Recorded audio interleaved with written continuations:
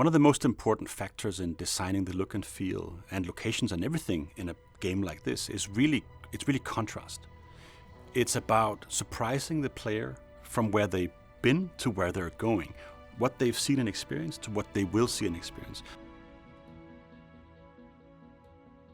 So talking about that contrast, one wonderful contrast is the chateau of the chess tournament that you might have seen, which is a timeless, classic, romantic location. Complete 60s, right? Completely out of old school Bond in many respects.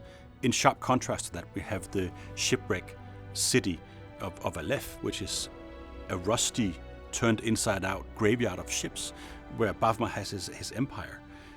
Vast difference, vast contrast. You know, one is traditional and old-fashioned, the other is chaotic and vibrant and dangerous. It's almost like you can cut yourself on every piece of metal that sticks in your way. Of course, a dusty environment, you can imagine it full of food and smoke from weapons tests and everything. So again, huge contrast between these two.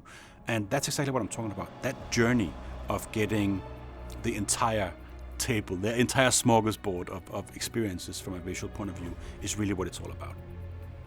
We look at the world and we've analyzed the entire history of the franchise, of course, and we come away with a few pillars for the art. One is credibility at its core. It has to be the real world. At the same time, it has to have a sort of a timeless romance and adventure on the one hand, and then it has to have a vibrant sense of action and futurism as well. And these three elements get combined to make this world that feels, at once, it feels like it has one foot in the past and one foot in the future. And then this wonderful adventure meets in the middle.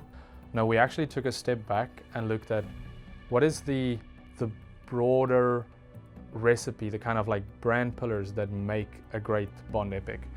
And you know, that is globetrotting, a cinematic journey, exotic locations, memorable characters, but all with a sense of style and sophistication. Vehicles naturally form a part of this. Jaguar Land Rover has supported the Bond franchise since 1998, and Defender as a brand has really lent into this experience and this partnership. So in 007 First Light, the scene takes us to Mauritania, into the desert. There's lots of rock, lots of sand. This is a natural environment for Defender, and something that we've been able to engineer into our vehicles. We've got years of experience of how that looks on film. Taking it into a digital environment was the next challenge. The entry into the Mauritanian mission of Aleph, it made perfect sense for us to choose the new Defender as the key vehicle there, because of course you need a capable vehicle to enter this location and to travel all the way to it, for that matter.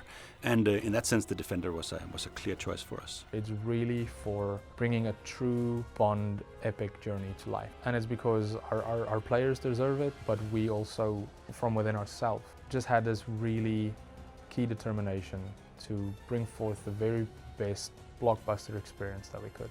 I'm hoping for the audience to feel like they're immersed at once in the IP, that they feel a kinship to the entire legacy of Bond, and that they feel like their expectations are covered and we give them what they want. At the same time, I would love for them to come out and say, well, this was different, that was cool. And so it is always a marriage between credible, real-life references, associations, brand partners, all these things, that sort of sets the world in reality so that we can go and have a great time and a great action adventure as well.